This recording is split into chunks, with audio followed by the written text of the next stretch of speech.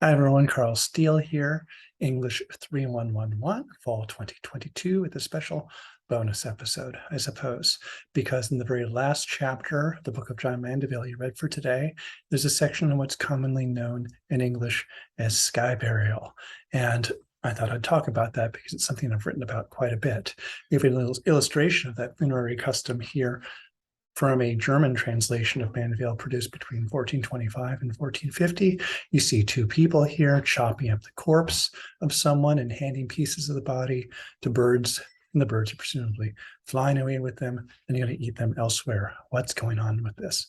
Well, in our manuscript, we have here in the Middle English a rather long passage, which I'll read to you in my own translation after I walk you through some of the Middle English features. So just some of the words, maybe vocabulary will be a little hard for you.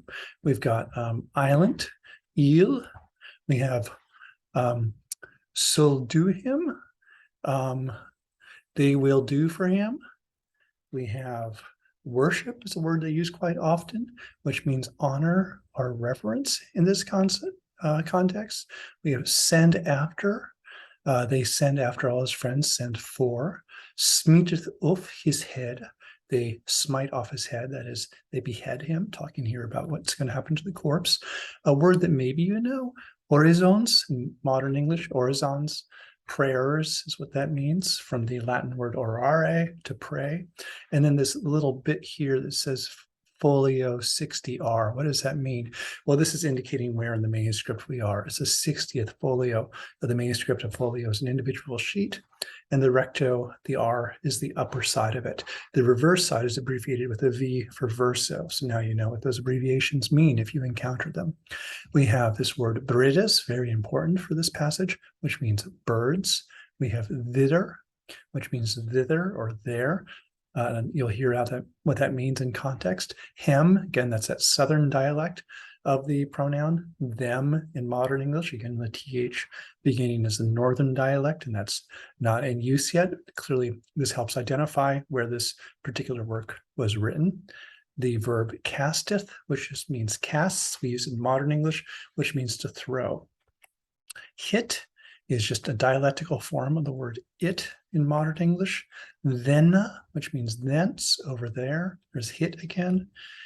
As here among us, as here among us. So that will be a little hard for you, for some of you to understand. He worshipped. So there's that little prefix Y, sometimes spelled with an I, because those letters are interchangeable in Middle English because they sound the same, and it's used to mark a past tense. So you'll often encounter as a Middle English word, it goes yclept. Yclept means to be named, worshipped, honored in the past tense, and yet, eaten, eaten. And in Beth most plenty, are the most plentiful. So let me translate that for you real fast. So in this isle, they have a custom through all the country that when a man's father is dead, they will do great honor to him. They send after for all his friends, for the religious priests, and for many others, and they carry the body to a hill with great joy and great happiness. And when it is on that hill, the high priest cuts off the head and lays it upon a great plate, a large dish of gold or silver, and he gives it to the man's son. And the son takes the head to his other friends, singing and saying many prayers. And then the priests and the religious people cut the flesh of the body into pieces, and they say prayers. And the birds of that country come there because they know the custom. They know what this practice is. And they fly about them as eagles and other birds eat, and they eat the flesh. And the priests throw the flesh to them, to the birds, and they, that is the birds, carry it a little ways away, and they eat it. And just as priests in our country among here sing for souls sub venite sancte Dei, that is to say, help the saints of God. So these priests sing there in it with a high voice in their language. Of course, they're not singing in Latin or English for that matter. Behold how good a man this was, that the angels of God come to fetch him and bear him to paradise. And the son thanks them, thinks that he is greatly honored when the birds have eaten his father. And whoever has the most birds there at such a ceremony is the most honored. So this is very, very interesting. And of course, probably quite different from the way that many of us here in the USA engage in funerary practices. So where is this coming from? Well, probably one of the places he's getting it from is a story about the biblical king Nebuchadnezzar and his son Evilmerodach. So if you don't know this story, Nebuchadnezzar at one point is driven mad and lives in the wilderness as a beast for many, many years, and until his sanity returns to him. And it's a way for God to punish Nebuchadnezzar's arrogance. During his sojourn in the wilderness, his son, Evilmerodach, takes over, and he's very, very surprised to see his father come back. Wouldn't you be frightened too if you'd taken your father's job while he was away and your father showed up and said, actually, I'm not dead, here I am again? Nebuchadnezzar throws his son Evilmerodach in prison. In this extra biblical commentaries, there's all this commentary that springs up around this that begins probably with St. Jerome 1500 years ago or so, 1600 years ago. And then when Nebuchadnezzar finally dies, again, for real, this time, Evilmerodach is taken out of prison. And he says, what am I supposed to do with this man? What if he comes back again? And his advisors say, you should chop his body into pieces and just make sure he never comes back.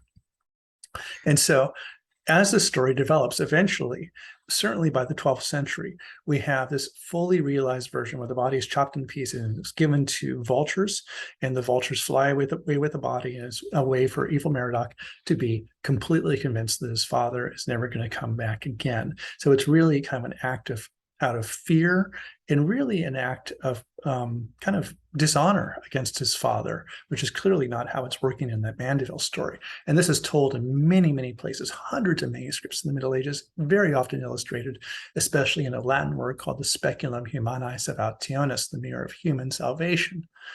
So, but there is, of course, a historical basis as well for this. And so what I have illustrated here on this particular slide is a Tower of Silence, which is now in present-day Iran.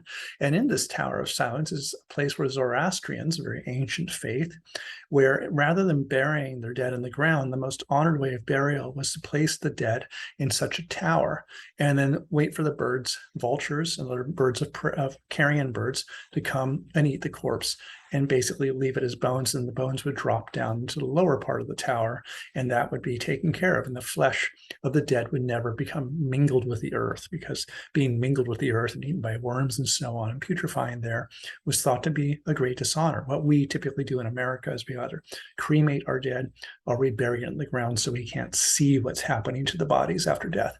The Zoroastrians respond to that in a different way. And this practice of exposure is something that's done worldwide by a variety of different cultures historically, by some ancient people in Japan, by some Native American groups in what's now present-day North America, and so on. It's something that's not limited to the Zoroastrians. Now, when there are Muslim conquests into what's now present-day Iran and Iraq, some of these people migrate into what's now India, and that group of people are called the Parsis, which has to do with Persian, right? Because the people in Iran speak Persian.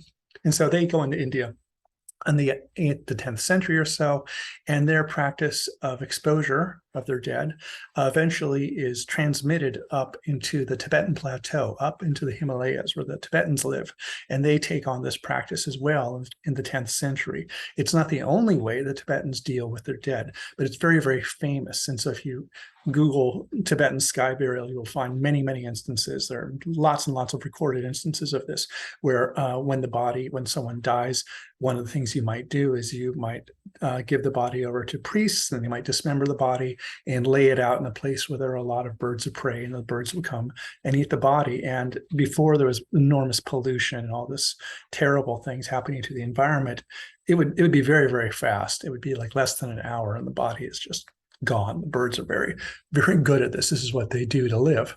So this is something that's historically actually done. So this kind of comes together from a missionary who goes to China, a man named Odoric of Pordenone. So he's a Roman Catholic, and he travels all the way to China, and then he comes back to Europe, and he writes a record of what it was he did and saw. So he did this in the 1320s, about a decade or two before Mandeville was writing his work.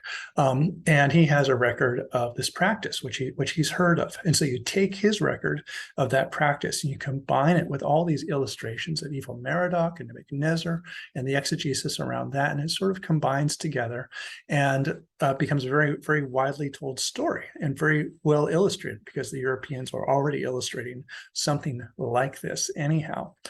What Odoric of Pordenone has is he talks about it very negatively. That is not how Mandeville talks about it, right? Mandeville drops Odoric of Pordenone's insulting reference to it. Odoric is kind of repulsed by it. Mandeville is not. And so again, the key passage, and it's something that's present in every version of Mandeville that I've examined. Now, I've examined only primarily the Middle English ones, but there are lots of Middle English versions, and they all have some version of this sentence. And Brides of the contrae cometh thither, for they knoweth the customa, and the birds of the country come there because they know the practice, they know the ceremony, they know the ritual. You can translate in those various ways. So does Mandeville think it's gruesome? I often find modern commentators who think that Mandeville is telling the story because he thinks it's titillating or disgusting, and he wants to provide stories to his readers just to kind of turn their stomach because it's sensational. But I don't think that's what's happening here. We can find that Mandeville is extremely respectful of a variety of cultural practices. As I've said in class, he is an anti-Semite. He does look down on the Bedouins, but for the most part, people of different customs, he finds them interesting and sometimes outrageous, but he's often very respectful of them. And I don't think he finds this practice necessarily gruesome. So does he think it's bad? Again, Odoric of Pordenone has a bit where he calls it gruesome. That's not there in the Mandeville. Was he working from an Odoric manuscript that didn't have that sentence in it? Or the Mandeville author, did he take it out? I'm not really sure.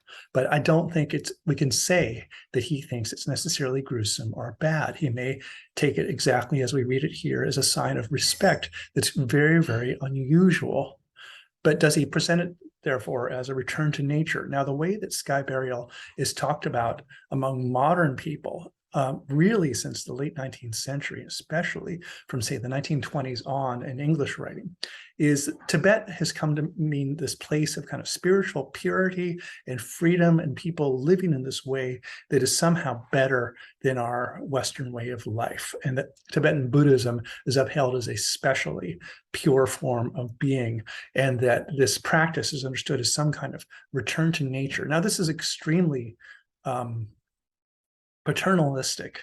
It's a way to kind of present the Tibetans as if they're not cultural beings, and as if their funeral practice is not something that's as fully cultural and historical as the practices that other people engage in. Now, I want to say again that this practice begins probably in the 10th century and is probably borrowed from Zoroastrians who are basically refugees into present-day India. It has a historical origin.